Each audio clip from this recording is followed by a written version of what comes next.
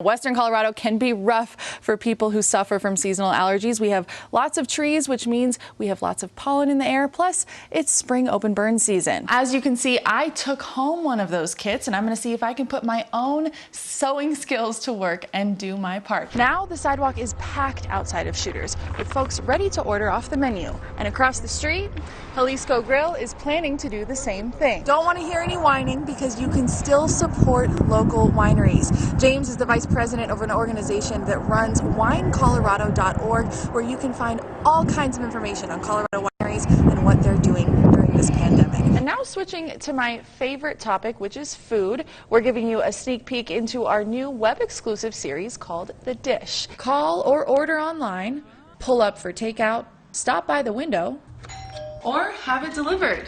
Thank you so much. Absolutely. I just need to see a quick ID. Sure. Just present your ID and you can get fresh made cocktails straight to your door. Awesome. Happy Taco Tuesday. I spoke with organizers of a Grand Valley event that highlights local musicians and donates to local charity. What could be better than that? You won't want to miss it. It's right after the break. But first, let's take a look at your stuff. Wow, we got a smoke machine in here. We've got lights and netting, and then, oh my gosh. Hi. Hello. Are you here for COVID testing? Yes. The Mesa County COVID testing site. It's a quick drive-through process, takes less than 15 minutes. Located at the Mesa County Fairgrounds. And can you just spell your last name for me? Is taking names and testing county residents. You have agreed by coming to this test site to participate in testing designed to identify whether you have been infected by the novel coronavirus. Once you're all checked in, windows go up and you pull forward. And now we wait. Once your tests are prepped, pull in and verify. Double check the birthday on there for me. Then comes the swab. Stick it in your nose about an inch. You're gonna twist it 2 times and then I'll count down from 15. Here we go. You're gonna coach me through this? Yes. All right. You said an inch? Yes. There you go, and then a couple swabs, yeah, and then 15, 14, 13, 12.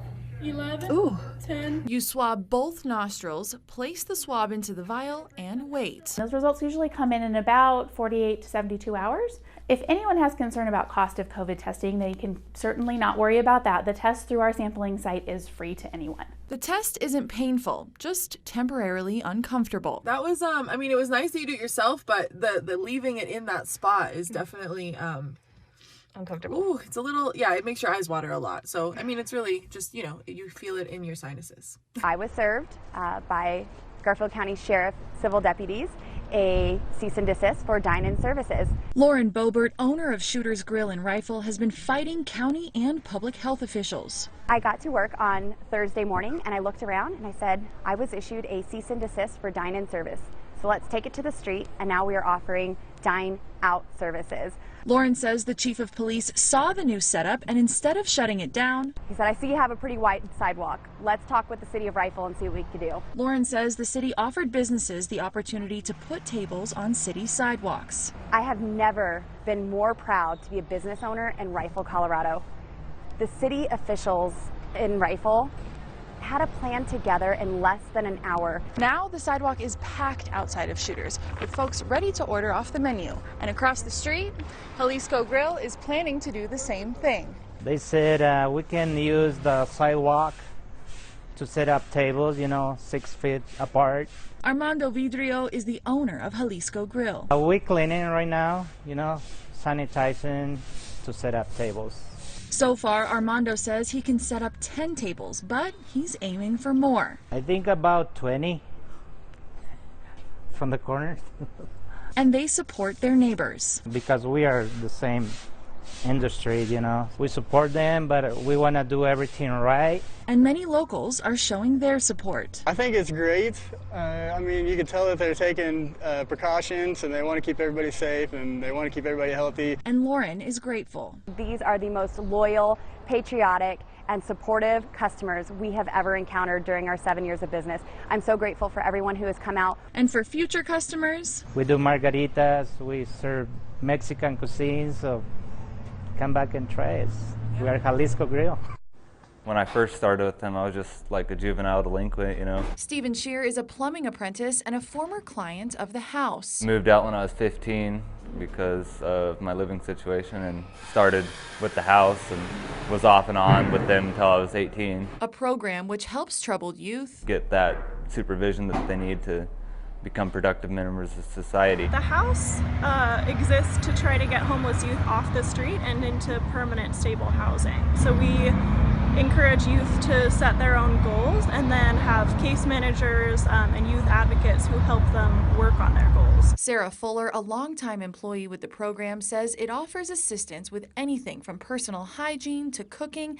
They even help with budgeting and taxes. They helped me figure out how to get jobs and how to like pay rent. And today he's working on the newest facility for the program. I was very excited to be a part of building this. I wouldn't have been here without the house, you know. I'm grateful for what we're able to offer them. Statistically speaking, Sarah says youth in the program typically see significant improvements in anxiety and depression. The return on investment is in the hundreds of thousands to millions of dollars in diverting homeless youth from other institutions, other programs. But Stephen's biggest takeaway? The biggest thing I think is confidence.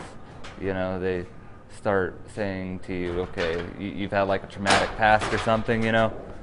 It doesn't have to be like that, you know. Just showing me there's all these healthy things I can do with my life instead of all these unhealthy things that I have been doing. Well, good evening and thank you for choosing KREX5 News on this chilly night. I'm Shelby Bracho. Logan Wilbur has the night off. The 29 Road Bridge is back open after being closed for a couple of hours by law enforcement due to icy conditions and multiple crashes. The Grand Junction Police Department says at least 2 non-injury crashes occurred before the bridge was temporarily closed. City streets and Mesa County Road and Bridge treated both north and southbound lanes to make them less slick. The police department says the 2 entities are working together to treat slick spots throughout the city and county. And city officials have been working all day to make sure drivers stay safe through the night and into the morning. KREX5's Adrian Thomas is standing by live on 5th Street with more. Adrian, how's that weather treating you? Thank you, Adrian. Stay warm out there. Weather conditions also forcing the cancellation of an event here in Mesa County this evening. The City of Grand Junction's Community Values and Vision Workshop was originally scheduled for 5:30 earlier this evening at Two Rivers Convention Center, but due to weather conditions impacting the travel of the city's consultants, the workshop was canceled and will be rescheduled for a later date. But officials say the Sub-Areas Plans Workshop, which explores local improvement and development scenarios, is still scheduled for tomorrow evening at 5:30 at the Lincoln Park Barn. While temperatures this Halloween may not be in your favor, we still want you to have fun, be safe, and be comfortable that evening, which means you may need to adjust your trick-or-treat plans and even your wardrobe. We have 2 days until trick-or-treat activities kick off, and during that time, we'll see record low temperatures here in the Grand Valley. We can expect extremely cold conditions for the first half of Halloween day, with temperatures dipping into the teens and possibly even single digits. Luckily, evening temperatures should warm up a bit, settling somewhere in the 30s. Now, I don't know about you, but 30s is still pretty chilly. So we spoke to the owner of a local costume shop, which has been in the business for 20 years, and he shares some of his best tips for surviving the holiday and staying warm. And the KREX5 Storm Team also suggests trick-or-treating from a vehicle, or at least having a vehicle close by. This will allow kids to warm up a bit as they gather the goods. And speaking of our storm team, let's go ahead and bring in our chief meteorologist, Chris Nation. Chris, we've got our Halloween plans ready, but let's talk about this cold front that's smacking us around right now. Yeah, so here's the bad idea. Those color-coded maps, Chris, really show just how cold it's going to get around here. Oh, yeah, they do. All right, well, thank you. We'll come back to Chris when he has full weather later on in the broadcast. As Chris just explained, temperatures are plummeting here in the Grand Valley, and as we prepare for the weather, it's important not to forget about our pets. KREX5's Jillian McCarthy looked into what pet owners need to know about keeping animals safe in freezing temperatures. Over at the Mesa County Justice Center, a jury has been picked and the trial of David Castro for the murder of Kyle Free is underway. Including the alternates, the case will be decided by 11 women and 4 men after nearly 2 days of jury questioning. Both sides gave their opening statements and both sides had a very different focus. The prosecution starts by emphasizing this trial is not about David Castro, but instead about Kyle Free. The defense kept it simple, holding the position that David Castro did not hide any evidence, did not help with the body, and did not clean up the scene, and did not encourage the murder.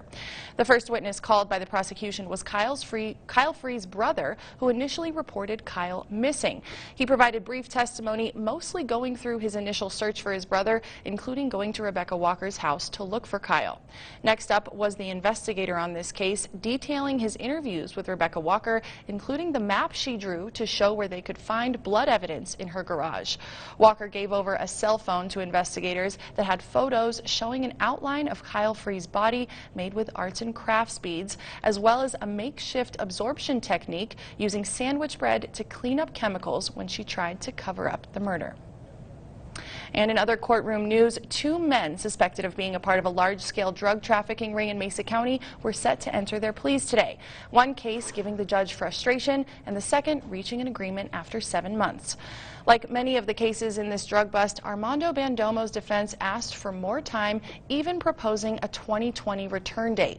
The judge would not agree to this request, saying he does not understand why this case is taking 7 months to reach an agreement. The defense did say they've been offered agreements, but the potential consequence of deportation is giving them pause. Armando Bandomo Hernandez has reached an agreement with the DA's office, but his defense needs time for the paperwork. An investigation into a cannabis grow operation across Mesa County culminated in the arrests of Bandomo and Hernandez Bandomo, along with at least 7 others. When the raids were completed, law enforcement seized over 1,000 cannabis plants with a total cut-down weight of nearly 4,000 pounds. This cannabis was intended to be made into hash at the suspected drug ring's extraction lab. Bandomo will be back in court on December 10th, and Hernandez Bandomo will be back to enter his plea to the judge on November 25th. Federal officials say a deadly Colorado house explosion in 2017 happened after lines owned by an energy company were cut during the home's construction. Investigators with the NTSB say authorities in Weld County approved neighborhood construction on land adjacent to or once part of energy production. But the approval lacked documentation of line locations related to the well in Firestone. The report finds that 3 lines near the home were not properly abandoned by the former owner, Patina Oil and Gas Corporation. The blast killed 2 people and injured a 3rd. Afterwards, the state began requiring inspections of underground flow lines near occupied buildings. And it's that time of the night. Anyone who entered to win a $50 gas card, we now have tonight's winner. Congratulations to Darlene Billarde. You have won a $50 gas card. You have until the end of the newscast to claim your card by calling 242-5000. You have 2 weeks to pick up the card, and if you'd like a chance to win your very own $50 gas card, you can simply enter by heading on over to westernslope.now.com or just pop into Ed BOZARTH-MARK Miller Chevrolet Buick. Congrats, Darlene. Still to come on KREX5 News at 10. Chris Nation will have your full weather report. You don't want to miss it. Plus, we've got an update on the Kincaid fire in Northern California. We'll be right back. We do. Chris, it feels like it was summer last week. Yeah. And now I'm wondering how many kids out there are just telling their parents, you know, it's good. Yeah, my son was like, we'll I don't care. We're going. That was his attitude. Yes. All right. Tune into our morning show for the latest updates. We'll see you tomorrow.